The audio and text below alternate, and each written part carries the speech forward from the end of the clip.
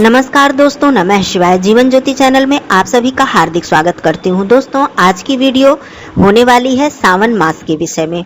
सावन का महीना बिल्कुल आने ही वाला है और सावन के महीने में हम बाबा भोलेनाथ जी की पूजा अर्चना करते हैं, माता गौरी जी की पूजा अर्चना करते हैं, 16 सोमवार का व्रत रखते हैं। सभी भक्तों को बेसब्री से इंतजार होता है सावन मास का। सावन मास भगवान शिव जी को अत्यंत ही प्रिय है और हम पूरे शिव परिवार की पूजा इस सावन मास में करते हैं और अपनी मनोकामना महादेव जी से कहते हैं और वो हमारी पुकार अवश्य सुनते हैं। मंदार माला कलिताल काय कपाल मालंकित शेखराय दिव्यांबराय च दिगंबराय नमः शिवाय च नमः शिवाय। जय भोलेनाथ। आज की वीडियो बहुत ही ज्यादा खास होने वाली है। आज की वीडियो में आप सभी लोग जानेंगे कि सावन माह में कौन कौन सी तैयारी आपको पहले ही कर लेनी है, कौन कौन सी सामग्री आपको लेनी है। बेलपत्र यदि आपको सावन में नहीं मिल पाता है पूजा करने के लिए तो आप क्या करें, इसका क्या उपाय है। पहली बार बहनें या फिर भाई जो भी पहली बार 16 सोमवार का व्रत उठाना चाहते हैं, क्या वो उठा सकते हैं या नहीं। सबसे महत्वपूर्ण बात यह है कि क्या सोमवार का व्रत और मंगला गौरी का व्रत एक साथ आप लोग कर सकते हैं इस सावन महीने में। इस बात को भी आप लोग जानेंगे। कितने सावन सोमवार पड़ेंगे, कितने मंगला गौरी व्रत पड़ेंगे, किस किस तारीख को पड़ेंगे, ये भी आप लोग जानेंगे। माताएं बहनें 2 सामग्री अवश्य ही खरीद लें, उनके लिए बहुत ही जरूरी है और सुख सौभाग्य में इससे वृद्धि होने वाली है। तो बहुत सारी जरूरी बातें, बहुत सारी महत्वपूर्ण बातें आप लोग इस वीडियो में जानेंगे। आप सभी लोगों को आने वाले सावन मास की हार्दिक शुभकामनाएं। भगवान भोलेनाथ जी की कृपा आप सभी पर बनी रहे। आइए सभी महत्वपूर्ण बातों को समझ लेते हैं, जान लेते हैं, जिससे कि आपके मन में किसी भी प्रकार की दुविधा न रह जाए। छोटा सा वही निवेदन फिर से कि आप लोग चैनल पे पहली बार हैं तो चैनल को सब्सक्राइब कर लीजिएगा। वीडियो मेरा अच्छा लग जाए तो इसे लाइक औरों में शेयर भी कर दीजिएगा। कमेंट बॉक्स में नमः शिवाय अवश्य लिखिएगा। दोस्तों देखिए दोस्तों, इस बार 2024 में सावन का महीना 22 जुलाई से प्रारंभ हो रहा है। सबसे ज्यादा महत्वपूर्ण बात, कई वर्षों बाद ऐसा संयोग बन रहा है कि सावन का महीना सोमवार से प्रारंभ हो रहा है और सावन का जो अंतिम दिन है यह भी सोमवार को ही पड़ रहा है। सावन सोमवार से शुरू होकर सोमवार के दिन ही खत्म हो रहा है। बहुत ही उत्तम और बहुत ही सर्वश्रेष्ठ है ये और बहुत ही शुभ फल को देने वाला है। तो 22 जुलाई से आपका सावन शुरू हो जाएगा और हम सब क्या तैयारियां कर लें, आइए जान लेते हैं। देखिए, सबसे पहले सावन का महीना शुरू होने से पहले आप अपना व्रत पूजा शुरू करने से पहले आप अपने मंदिर की साफ सफाई कर लें, अपने घर की भी साफ सफाई कर लें। मंदिर की जैसे साफ सफाई तो हम प्रतिदिन करते हैं, प्रतिदिन हम साफ सफाई करके ही पूजा करते हैं, लेकिन विस्तृत सफाई आपको कर लेनी है पूरी तरह से। जितनी भी सामग्री है मंदिर में, जो भी पात्र आपने रखे हैं, जो भी सामग्री आपने रखी है, सब हटाकर उस पात्र को साफ कर लें।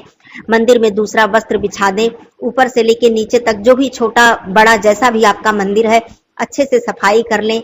भगवान जी का जो भी चित्र है, मूर्ति है, उनके वस्त्र हैं, वो सब भी आप साफ कर लें।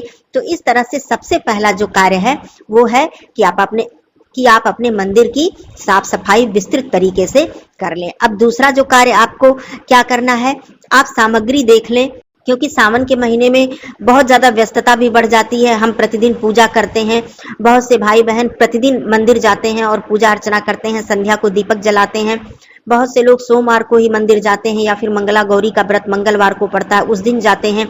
और इसी सावन माह में हरियाली तीज, बहुत सारे व्रत पड़ते हैं, पुत्रदा एकादशी पड़ती है, तो इन सारे त्योहार पर भी मंदिर जाते हैं। तो व्यस्तता बहुत ज्यादा बढ़ जाती है, खास करके हमारी बहनों के लिए, क्योंकि उन्हें घर भी देखना होता है। तो सामग्री आप पहले से सब मंगा कर रख लेंगी तो इससे आपको दिक्कत नहीं होगी। जैसे कि देख लीजिए कि चंदन है कि नहीं है, कपूर, तेल, बाती, मतलब दीपक जलाने के लिए सूखे मेवे इत्यादि जो भगवान जी को आपको अर्पित करना है, पुष्प पत्तियां ये तो हम तुरंत ही लेते हैं, ताजा लेते हैं। बेलपत्र भी आप पहले से ही तोड़कर रख ले। सोमवार को बेलपत्र नहीं तोड़ा जाता है तो इसका भी आप पहले से तोड़कर रख ले। और बेलपत्र बहुत दिनों तक, 6 महीने तक बासी नहीं माना जाता है, तो बेलपत्र तो आप पहले भी तोड़कर व्यवस्था उसकी कर सकती हैं। लेकिन ये जो सामग्री है, पूजन सामग्री, इसे आप देख लें कि क्या आपके मंदिर में है, क्या चीज खत्म हो गई है, उसकी तैयारी कर लें। अब तीसरी बात यहाँ पर बेलपत्र के विषय में मैं बताना चाहती हूँ कि मान लीजिए आपको ताजा बेलपत्र नहीं मिल पाता है या फिर बेलपत्र नहीं मिल पा रहा है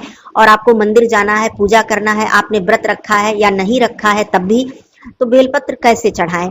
क्योंकि सावन के महीने में भगवान शिव जी को बेलपत्र चढ़ाना बहुत ही ज्यादा शुभ फल को देता है और उनका प्रिय है, सबसे ज्यादा प्रिय है उन्हें बेलपत्र। आप 1 लोटा जल और 1 बेलपत्र केवल अर्पित कर दें तो समझिए आपने सभी सामग्री अर्पित कर दी। अब मान लीजिए आपको नहीं मिल पा रहा है तो आप बिल्कुल भी टेंशन ना लें, बिल्कुल भी चिंता ना करें, मंदिर जाएं और वहीं शिवलिंग से आप बेलपत्र उठाकर आप देख लें कि कटा फटा ना हो, छिद्र इत्यादि ना हो, उठाकर और धुलकर उसे आप वहीं धुल लें और धुलकर आप अर्पित कर दें। 1 बेलपत्र, 5 बेलपत्र, जैसा भी आपको मिल जाए। बिल्कुल भी भ्रम में मत पड़िए, कोई भी दिक्कत नहीं है, उतना ही पुण्य फल प्राप्त होगा जितना कि आपको अपने तोड़े हुए बेलपत्र को चढ़ाने से प्राप्त होगा। आपने शिवलिंग से उठाया, धुला और उस पे आपने चंदन से टीका कर लिया या फिर राम नाम लिख लिया। यदि वहां पर लिखने की व्यवस्था है, जगह है, तो आप बैठकर राम राम भी लिख सकते हैं या फिर केवल पीले चंदन या सफेद चंदन से आप तिलक करके बेलपत्र को चढ़ा दीजिए। ये कार्य हो गया। अब बात करती हूँ कि पहली बार जो भी बहनें या जो भी लोग 16 सोमवार का व्रत रखना चाहते हैं, मंगला गौरी का व्रत उठाना चाहते हैं, वो बिल्कुल उठा सकते हैं, कोई भी दिक्कत नहीं है। पिछले साल मलमास लगा था, इस साल ऐसी कोई भी दिक्कत नहीं है। आप लोग बिल्कुल व्रत को उठाएं और अपनी मनोकामना भगवान भोलेनाथ जी से कहें और श्रद्धा भक्ति के साथ पूजन अर्चन करें। अब दूसरी चीज मैं बताना चाहती हूँ, माताएं बहनें 2 सामग्री जरूर ले लें। पहला तो हरी चूड़ियां अपने लिए जरूर ले लें सावन माह में, चाहे वो थोड़ी थोड़ी ही पहने, लेकिन हरी चूड़ियां आप अपने हाथों में जरूर पहने। आपकी इच्छा है तो उसके साथ लाल चूड़ियों को मिलाकर भी पहन सकती हैं और खाली केवल हरी चूड़ियां भी आप लोग सावन के महीने में पहन सकती हैं। तो जिन बहनों के पास है तो अच्छी बात है, नहीं है तो आप अपने लिए हरी चूड़ियां जरूर ले लें।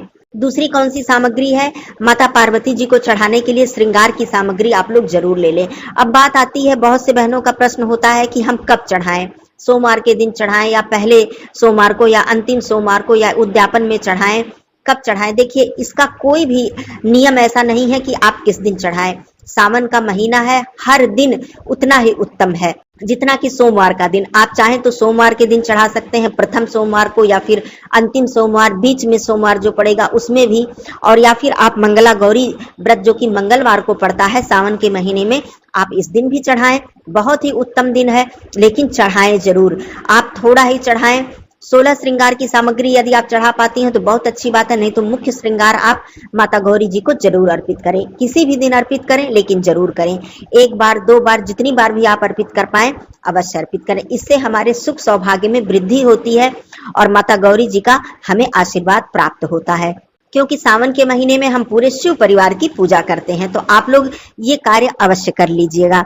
अब सबसे महत्वपूर्ण प्रश्न यह है कि मान लीजिए कोई बहन है ऐसी कि जो सावन का सोमवार और मंगला गौरी व्रत दोनों ही व्रत एक साथ रखना चाहती हैं, उठाना चाहती हैं, तो क्या ऐसे में वो उठा सकती हैं या नहीं? तो देखिए, यहाँ पर मैं बता दूं, दिक्कत ऐसी कोई नहीं है कि आप 2 व्रत नहीं रख सकते हैं, लेकिन सोमवार मंगलवार, पहली तो दिक्कत यह है कि दोनों व्रत लगातार पड़ जाएगा।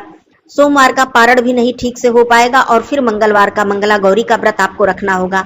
यहाँ पर शारीरिक क्षमता की भी बात है कि 2 दिन लगातार व्रत रखना, वो भी बिना नमक के, क्योंकि हमारे यहाँ सावन के सोमवार में नमक नहीं खाया जाता है और मंगला गौरी व्रत में भी नमक नहीं खाया जाता है। मतलब शिव जी से संबंधित जो भी व्रत है उसमें नमक का सेवन हम लोग नहीं करते हैं। मान लीजिए जिनके यहाँ नियम है करते होंगे तो अच्छी बात है, आप लोग कर लीजिए, कोई ऐसी दिक्कत नहीं है, लेकिन हमारे यहाँ नहीं करते हैं तो मैं बता रही हूँ।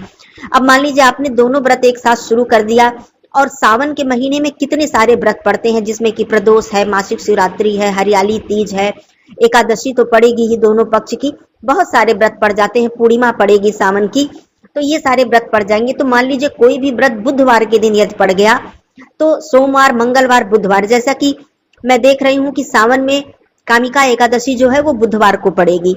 एकादशी व्रत तो बहुत से भाई बहन रखते हैं, तो मान लीजिए सोमवार का व्रत, फिर मंगला गौरी का व्रत, फिर बुधवार को एकादशी का व्रत, तो ऐसे में बहुत ही ज्यादा दिक्कत हो जाएगी।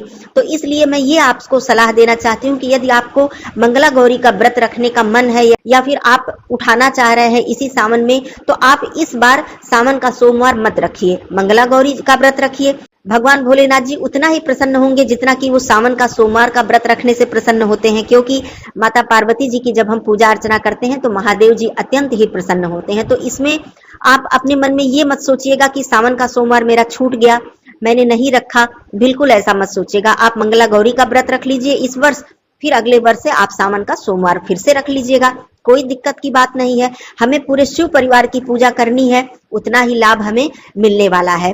कोई व्रत रविवार को पड़ जाए तो रविवार, सोमवार, मंगलवार, तो इस तरह से बहुत दिक्कत हो जाएगी। तो बहुत ज्यादा आप इस लालच में न पड़े कि हम जितना ही ज्यादा व्रत रखेंगे उतना ही भगवान प्रसन्न होंगे, ऐसा नहीं है। श्रद्धा भक्ति से आप जो भी करना चाहें, एक व्रत आप उठा लें, फिर अगले वर्ष आप दूसरा व्रत रखें। तो इस तरह से ये मेरा सलाह था। भगवान महादेव, माता पार्वती जी, श्री गणेश भगवान जी की कृपा आप सभी परिवार के ऊपर सदा सर्वदा बनी रहे। और भी वीडियो सावन के विषय में आएंगी, व्रत के विषय में, व्रत की विधि के विषय में। आप लोग चैनल से जुड़े रहिएगा। फिर मिलती हूँ अगले वीडियो में, तब तक के लिए धन्यवाद। नमः शिवाय, हर हर महादेव।